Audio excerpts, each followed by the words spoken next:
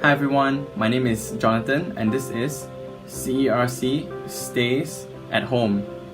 Today, I'll be sharing a little reflection of mine on one of my first ever sermons here in CERC, which had a big impact on me to today, to hopefully encourage you to keep being God's faithful servants during this MCO period. Now, this sermon was part of a Wait What series in CERC and it was titled Everyone Should Be in Full-Time Ministry. I first heard this sermon around a year ago. I can still remember that day actually. I was late to the PM service in CERC because I had just finished playing futsal with some of my friends. And being all sweaty and tired, I remember just hoping to at least stay awake, to at least stay focused during the sermon. Not expected to get too much out of it due to my tiredness. But little did I know, I was kept fully awake throughout the whole sermon, from start to finish. And towards the end of it, one realization burned into my heart.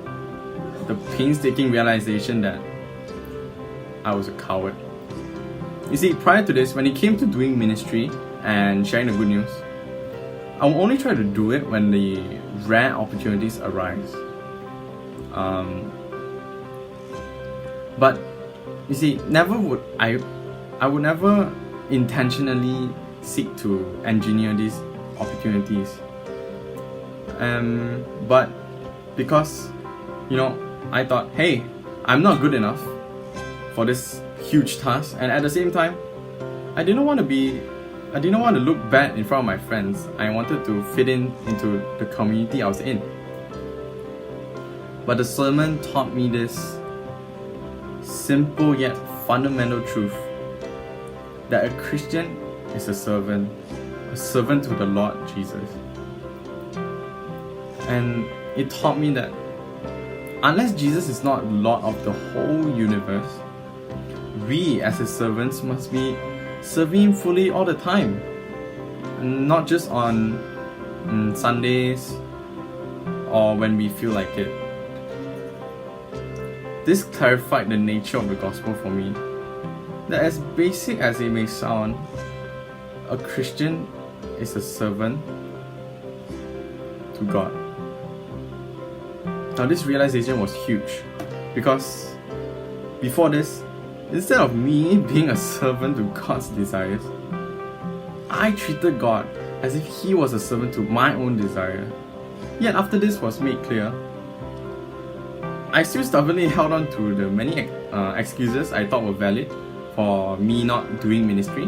One of it being that I'm not good enough, the other being the attitude that I had, that I will only do ministry when I'm retired, because after I'm done with my studies and my career, because now I'm too busy, preoccupied with all those things, I have no time.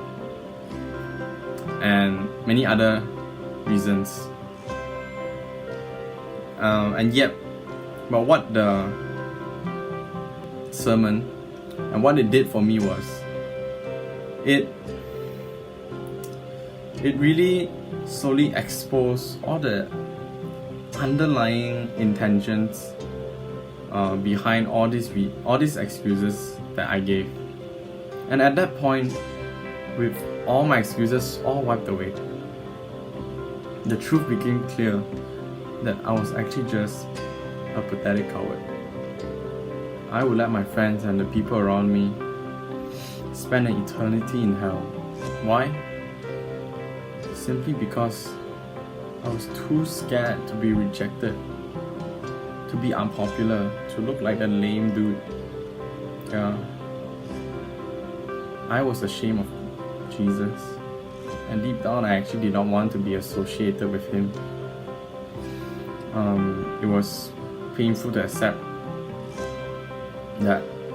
I remember feeling so crushed that I was like this, that I was a coward who doesn't stand up for his master's truth, a useless servant who didn't do what he was purchased to do. Yet that was the truth. More than that, I saw that the many excuses I had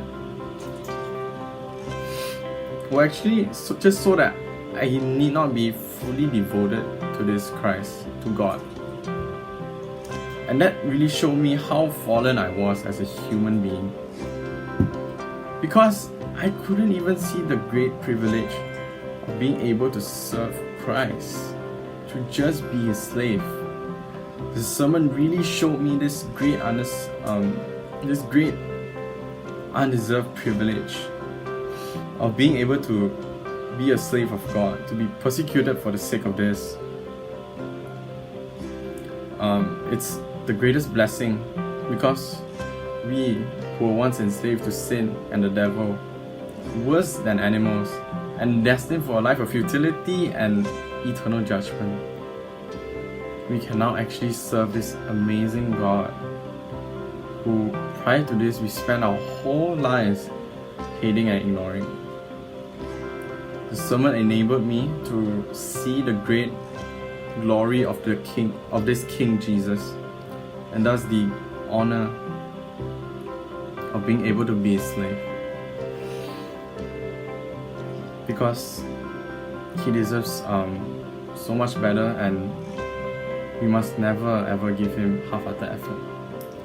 Well, fast forward a year later now, my prayer is that we as a church will remain faithful in our service to Christ, and that we will be doing ministry full-time, and that will no longer be a wait what.